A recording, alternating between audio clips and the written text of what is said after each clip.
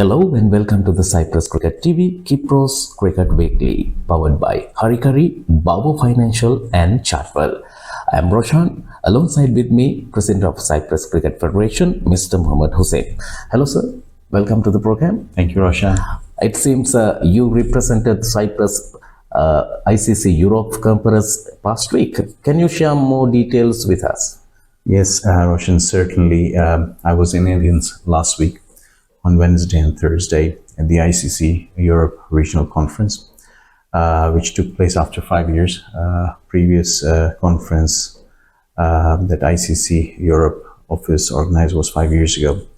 Very valuable experience, a good place to be to understand what's happening in continent Europe when it comes to cricket. And there were some speakers from IOC as well, and learned a lot more about IOC programs and EOC, European Olympic Committee as well. And also there were quite a few very interesting panel discussions as well, focusing mostly on women cricket, how to grow the game and how to use cricket for social good as well.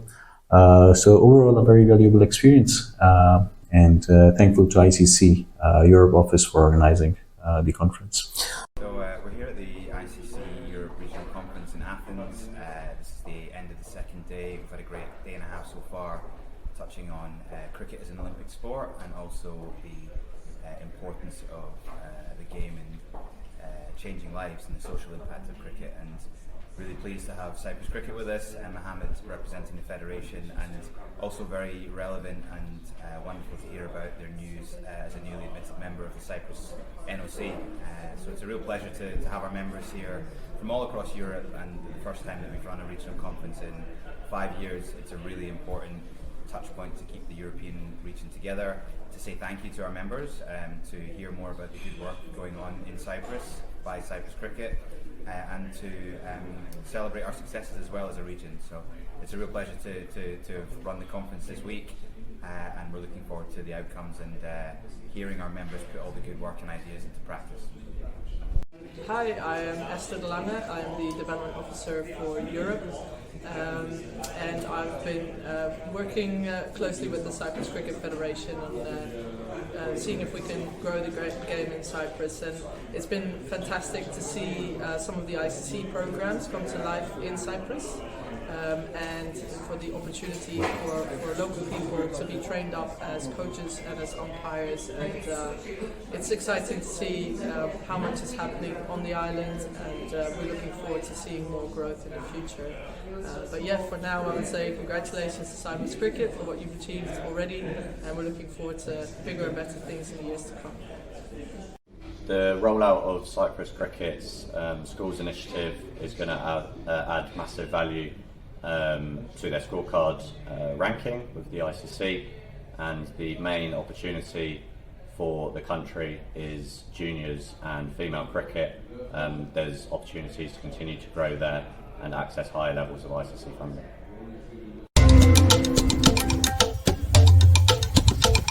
Okay, now it's time to move youth cricket. Record number of kids engaged past week in cricket in Cyprus. Yes, we were at 8 different schools last week, 5 in Limassol and 3 in Paphos, and quite a lot of kids got introduced to cricket last week. If I have to give you a precise number, it was nearly 1,450 kids. Oh, that's great. Yes, that got introduced to cricket last week in Cyprus. And then we also started our Saturday youth cricket program. Nearly 30 kids are attending that program as well. It's a multi-week program. Started last week, and it will be going on for another 6 weeks with a break on Easter Sunday, first week of May. So yeah, really exciting times when it comes to youth cricket. If any kids want to join, still they have a chance to join the Saturday training program. Yes, it's still we are taking kids into the program, and everyone is welcomed. All the kids are welcomed. If you're between 8 and 14 years old, please give it a try, and hopefully you'll have a good time. Okay, kids, you have a better chance to join the Saturday program. We are welcome you. So now it's time to move men's cricket. Past week we had two 40-over games and 5 T20 games. Let's talk about first 40-over game. The first game happened Everest versus Kypros Tigers. Everest batted first. They scored 262 all out 33.5 overs. In reply, Kypros Tigers only managed to score 87 runs all out 17.3 overs. That game Everest won by 175 runs. Second game, Akrotiri versus Markor, quite a high scoring game. Akrotiri batted first. They scored 270 all out 34.3 overs. In reply, Markor achieved their target within 38 overs. 7 wicket loss. Markor won by 3 wicket. In the past week we had 5 T20 games. First game, New Limassol Muflons versus Black Caps.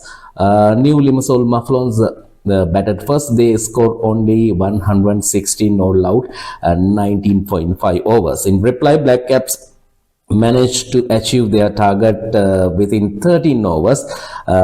So that game Black Caps won by 6 wicket. Second game, Muflons versus Napa Kings.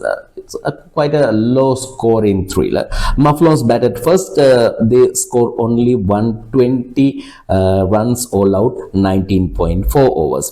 Napa King in reply, they only managed to score 66 all out 16.3 overs. Muflons won by 54 runs. Third game, Nicosia Fighters versus Al Fateh. Nicosia Fighters batted first. They scored only 135 for 8 wicket. In reply, Al Fateh, they managed to achieve their target 12.3 overs. Al Fateh won by 7 wicket. Fourth game, Amdocs versus Telugu 11. Amdocs batted first. They scored 122 for 6. In reply, Telugu only managed to score 79 all out 19.3 overs. Amdocs won by 43 runs. Last game for past week, Limassol Zalmi versus Cyprus Knight Riders.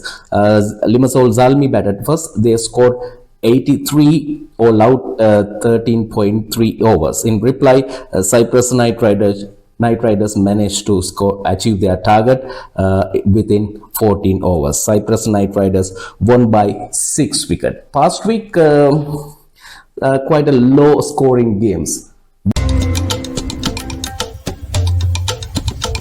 Bowlers performing very well past week.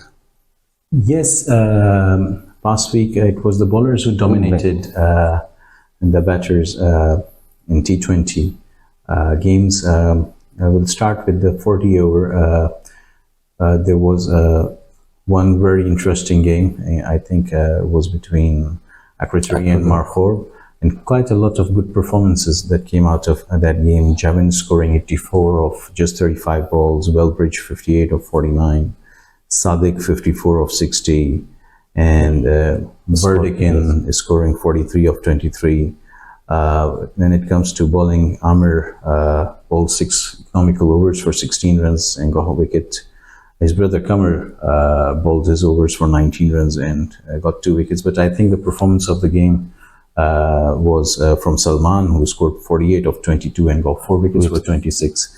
I think that was the difference between the two. At one point, Markor were struggling, but then Salman came to the crease and he took the game away from Akrotiri. So I think the performance from that game, the best performance was from Salman, really. That was the difference.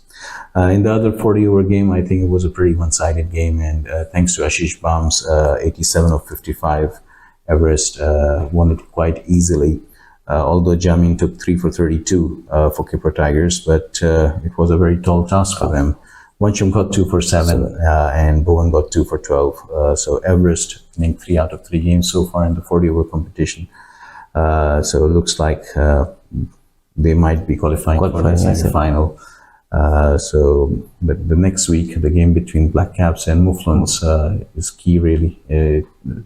If Mouflons wins against Black Caps, then Everest for sure are through. If Mouflons lose against Black Caps, then it may all go on net run rate, that game. So I am pretty sure Everest will be keeping an eye on that game as well. Then it was in the T20 Black Caps versus Limassol Mouflons, a pretty one-sided game. For Limassol Mouflons, I think it was Gulzar who scored 37 runs to get them to a respectable total. Resham bowled very well, 3 for 17. And from Limassol Mouflons, it was Amr who bowled 3 overs, 3 for 14. But I think it was Rajwinder Brar who made the difference with his all-round performance. First, he got 3 for 22, then scored 34 of just 20 balls, leading from the front. Mouflons and Napa was a pretty low-scoring game, but I think the difference maker was Lakhwinder Singh of Mouflons. He was the only one from the two teams who batted sensibly and scored 55 of 45. So really good performance from him under testing conditions. Although Kashyap got 4 wickets for 17, but I think the difference maker was Sharma with his 3 for 11 of 4 overs, and he scored quite a few runs as well. Between the game between Fatah and Fighters, again it was a pretty one-sided game, and Bakar scored 56 of 34, scoring 50 after a long time. Much needed 50 from him. And OS scoring 50 as well. And bowling, it was Tasawwur who got 3 wickets for 24 runs. Amdocs and Telugu, again a low scoring game. Amdocs not scoring much, but whatever they scored was thanks to Keaton's 47 of 41 balls. Raja bowled well, 16 runs he gave away for 4 wickets for Telugu. Was Prince from Amdocs, who was the difference maker at the end, 4 wickets for 6 runs. For 6 runs. So well done to Prince. And I think the most surprising result was Cyprus Knight Riders winning against Limassol Zalmi. I don't remember when was Cyprus Knight Riders last won any game. So really a big win for them. And eventually an easy win. Rakib, I think, was the difference maker there with his 5 wickets for 29 runs. And Joel finished the game off 36 runs of 32 balls. So well done to Knight Riders. Good to see them winning a game, but a surprise result at the end. Does we think performance of the week goes to... I think there were so many good performances last week, especially from bowlers. It's pretty difficult to say what was the performance of the week. I would say, really, I mean, the game that got quite a few good performances from quite a few individuals was the 40-over game between Akrachari and Markhor. Quite a lot of good performances came out of that game. So I would say the game of the week was really Markhor versus Akrachari in the 40-over game. Very close game, and well done to both of the teams. Eventually, it was Markhor who won by 3 wickets with 2 overs remaining. But I would say that was the game of the week last week. We had a game of the week. Did you notice any talking points past week?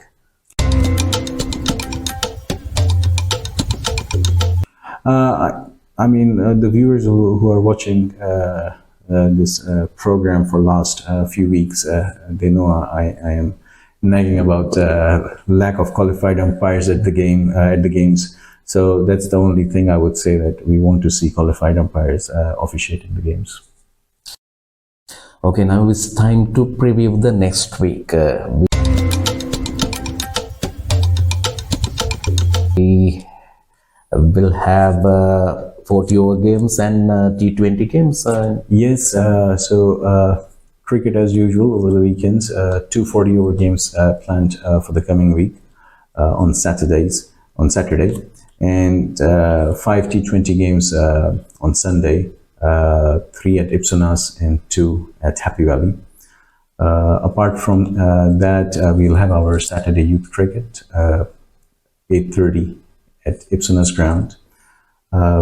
We also have a guest, a coach who works for Cricket Without Boundaries, Jonathan Lee Booth, and he will be helping us with our schools cricket program. And this week, he'll be visiting 3 different schools in Limassol this week. And also, he will be delivering a 100% cricket ICC Coaching Foundation course in Limassol on Wednesday.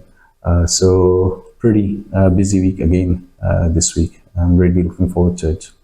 Okay, that's for today. Time to conclude our program. Before that, I would love to thank our main sponsors, Harikari, Babo Financial and Chartwell, and also President of Cyprus Cricket Federation, Mr. Mohammad Hussain. Thank you very much, sir. Thank you, Roshan. And also, Kamal, thank you very much. We will back in week time. Till then, play cricket, be safe, enjoy. Goodbye.